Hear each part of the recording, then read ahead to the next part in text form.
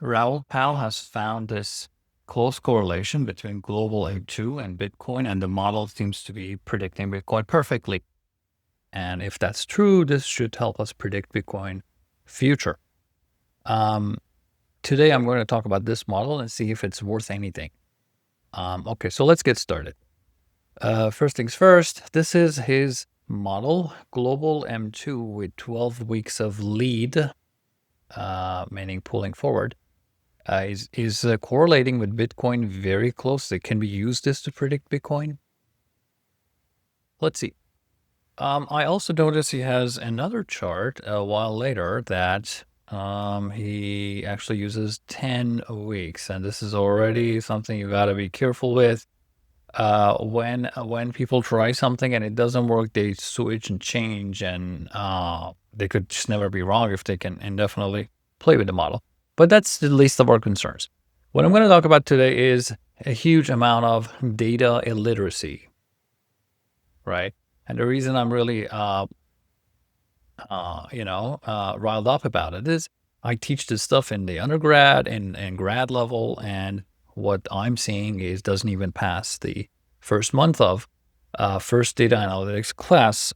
This is a terrible failure of not understanding overfitting, and not everyone is an expert in data analytics, so it's expected to misguide a lot of people. I also see other analysts that kind of do the same things, just play with some other parameters. This is an example. This person is actually copying another person's analytics. The person who came up, this is Colin Talks Crypto, and they are finding another kind of match between the two time series. And noticed how closely they expect this to predict Bitcoin, and like even a little bit of optic, they expect to predict Bitcoin. So like every little up and down, they try to say this predicts Bitcoin. Now, why do I think this is a terrible illiteracy? All right, so let's see. This is global M2. And first of all, I will quickly mention that the whole measure is very dubious, very problematic, because the way they measure it is they get central bank data, they multiply by the currency exchange rate, and this is mixing a lot of good and bad and lagged and old and recent data. The US is reporting very frequently. Other countries are reporting with a lag, sometimes at least a week, sometimes a month, sometimes 2 months. And this measure is kind of ignoring all that and mixing it all together and pretending to produce a daily value. The only reason this is actually fluctuating on a daily basis is because every M2 that you get from the central bank data, you have to multiply by the currency exchange rate. As the exchange rate fluctuates, this metric also fluctuates. So again, it seems to be moving on a daily basis, but it's actually already very lagged and really is mixing frequent and infrequent updates.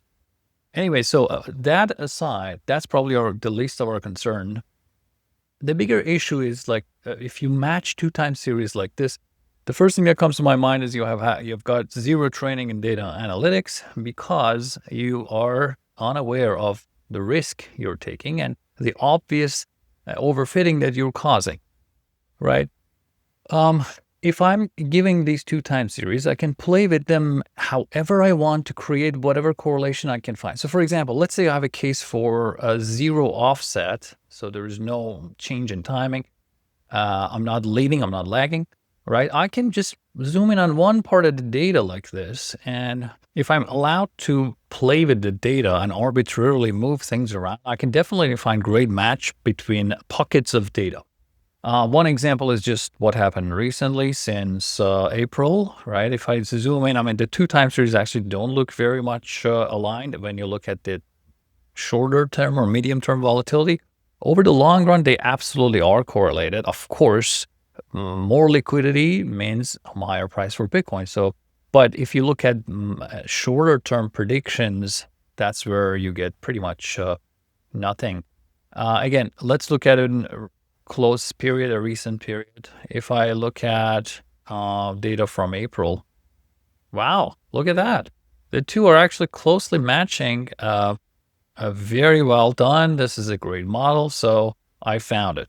But the moment you actually zoom out, you realize, nope, actually, there are times where this goes down, that goes up, and some negative correlation, then positive correlation. What the hell is going on? And then as an untrained guy gets confused with this, then they try to try different things. So let's look at the scaling, move things up and down or left or right. And what they'll try to do is, add some lead. Let's actually add 50 days of lead and see what happens. Oh, actually, maybe this top is a little bit behind that. So let's move it forward further. Let's do 80. Why not? Look at that. The tops are aligning. The bottoms are aligning, but the rest isn't. Maybe I can just drop them out. And it's getting better. But not exactly as I want. Actually, Bitcoin up and down is a little bit bigger. So maybe I can play with the scales. What if I do that? And then what if I do this? Oh, wow. Look at that. I'm the analyst, guys. I found the perfect model. I cracked Bitcoin. Definitely up, moving forward. And that's a fantastic model. But again, the moment you go back, you see the correlation breaks. This is called overfitting. You push, you torture the data and the time series to match only on the data you have. But because you don't have a model, actually, you don't have a proper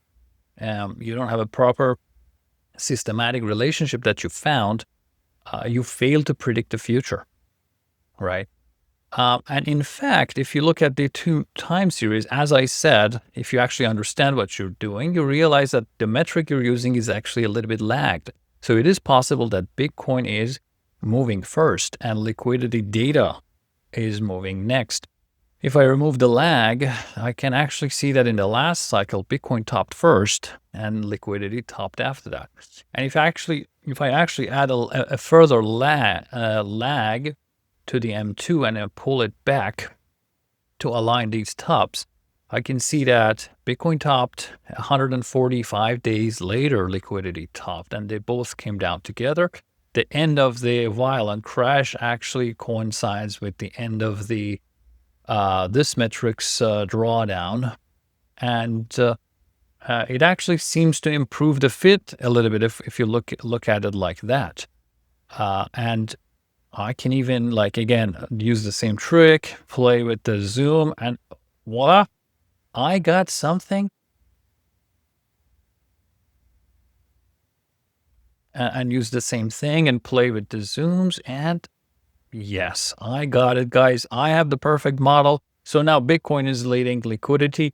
We can predict liquidity using Bitcoin. But that's not super exciting because we want to pretend that we have predictive power for Bitcoin. So instead, we will play with some leads. You can try a lead of 80 days, okay?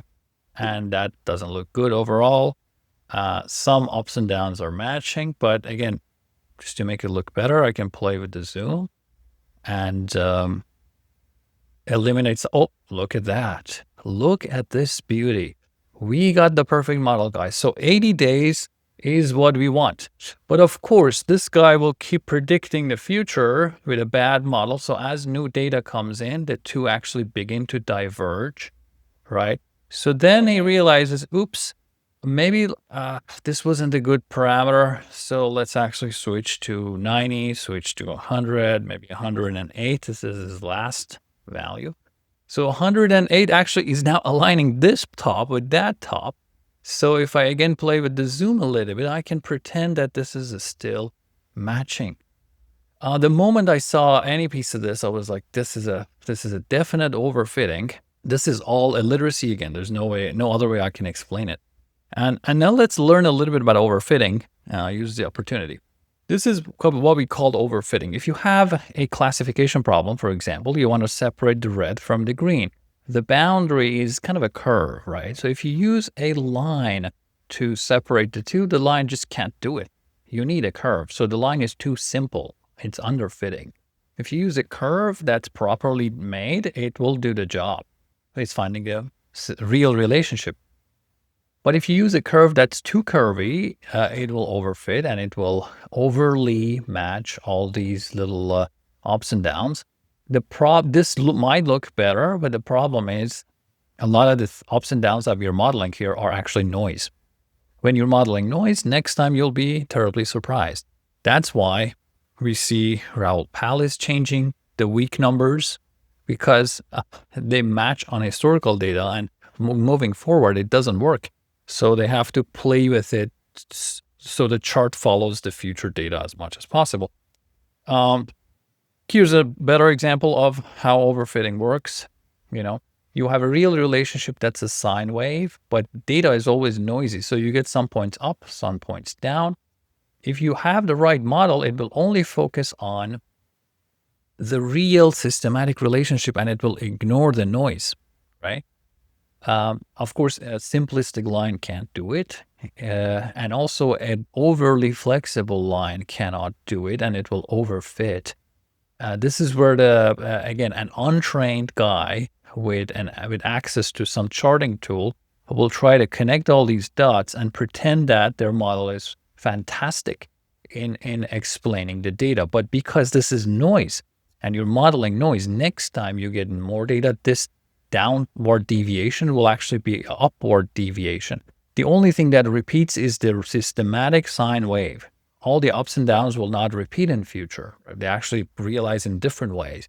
So your overly complex model will actually be doing way worse than the good model example that I'm showing in here. So you have to be very careful with overfitting. A problem with that is it looks better, right? It looks matching. Again, goes back to this. Looks a lot of matching fluctuations. But because it's force fit, right? It's forcibly fit on historical data. You have no idea about the predictive accuracy of this thing, right? So be careful out there. There's a lot of bad analytics that might confuse you and waste your time, really. And I think at Bitcoin Intelligence, this is our responsibility to bring you the best and the most accurate analysis. All right, take care. I'll see you in the next video.